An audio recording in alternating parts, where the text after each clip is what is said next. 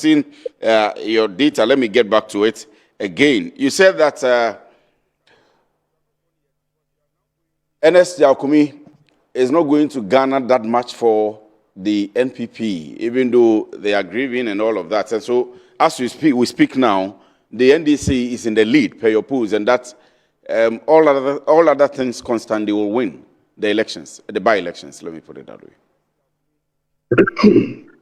Yes, this is because NDC had come from the underdog to now become the front runner in AKWATIA by election polls. Now, what has happened in between now and 4 weeks ago is that about 42% of voters in AKWATIA say that development project would be the key issue that they will consider. And that doesn't seem to favor an opposition candidate. Second, economy is number 2. 3 is jobs, education and jobs. Galamsey is distance fifth or so. Sympathy is on just 4%. Now, beside these key issues, 2 notable things that we have seen in our AKWATIA data is that 11% of MPP voters are not voting for MPP candidates. They are voting for NDC candidates. Oh, wow. And 3% of NDC voters are voting for MPP candidates. So plus 8% advantage to NDC on party affiliation crossover. Then in AKWATIA, 24% of people who in 2020 voted for NS Kumi are not voting for MPP's candidate. They are voting for Baidoo. It means that almost 20% or more of MPP people who voted for NS Kumi have switched their vote. And that will not augur well for any party who wants to retain an election or retain the seat. Musa, have you found out why? Why especially the NS Kumi voters, 24%, a whopping 24%, are not staying with Asumedu, but are going to vote for lawyer? Why? I think there is something that the party is not telling us. There's something between how the people who follow Kumi feel about this candidate, and we're not being told the true story. Something is happening there. And in fact, if you look at the last poll in Wenchi, when they first elected Asumedu, and we paired him against NDC potential candidate, Asumedu was on 77%. 77% in Wenchi. Wow. Yesterday, he dropped to 49%. That's a whopping 28% drop in Wenchi.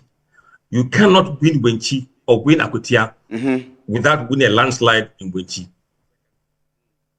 Well, that's some serious points. And you have a concern, which you have put on your page on Facebook, and I'm going to read that to you and ask you whether that's having any effect on the polls you've put out. This is 19 minutes ago, so I'm sure that when I was speaking to Pius, you posted that. You said, since there was no election, what was the criteria used in selecting the parliamentary candidate for AKWATIA for NPP? Any internal polls? Have you done that? Have you asked the NPP whether they have done any internal polls? And what do you think? You know, our political parties are not used to data. And if I was MPP, since there was no contest to be run, I would have put some names to the people and see where they might gravitate towards. You have good names. Maybe Kate Jemfua was another option that was there. Did they test popularity of these people before they put them across? Now we are seeing that even though John Mahama's popularity has dipped in AKWATIA, people's perception of the country has dipped. But that did not go to benefit the NPP candidate. It means that they don't see him as the best to represent NPP. Because once Mahama dropped, you should rise up. It didn't happen. It means there is a worry for MPP. And indeed, among those who said they are undecided, 2% of the 11% are MPP people. 0 for NDC. So NDC are firm about their candidate. Some NDC MPP people are sitting on the fence, undecided.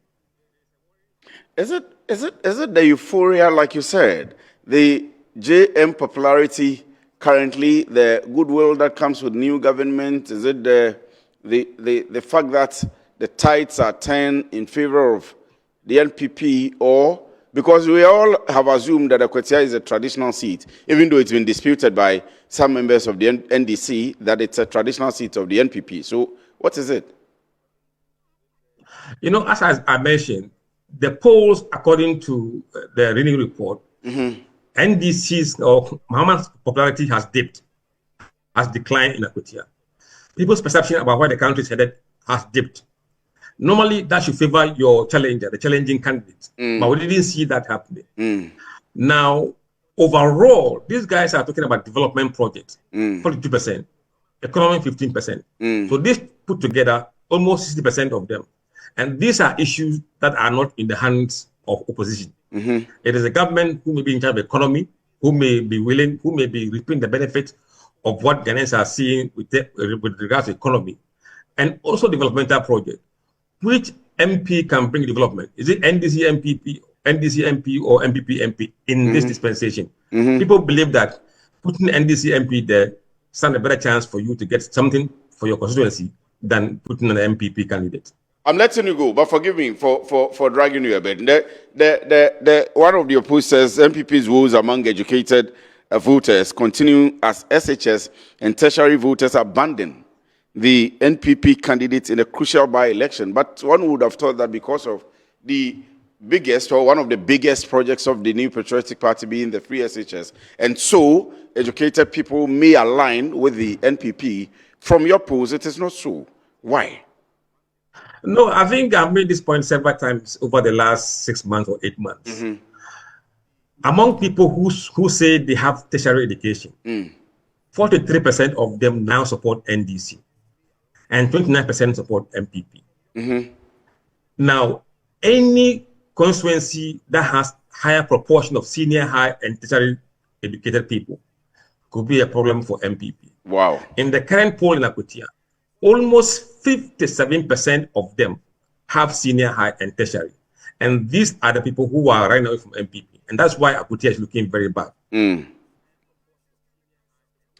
Wow.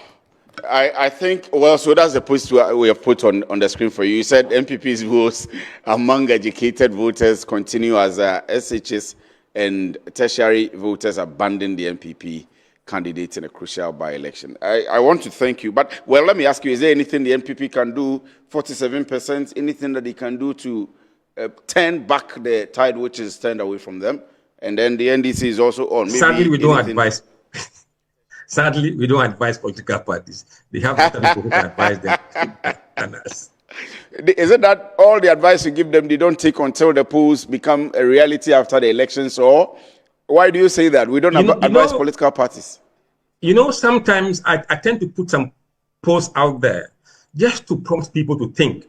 You know, and sometimes they take it with a pinch of salt. And I've made mention that know your voter before you can craft a message for them. If you don't know your voter, you wouldn't know which messages they will be receptive to.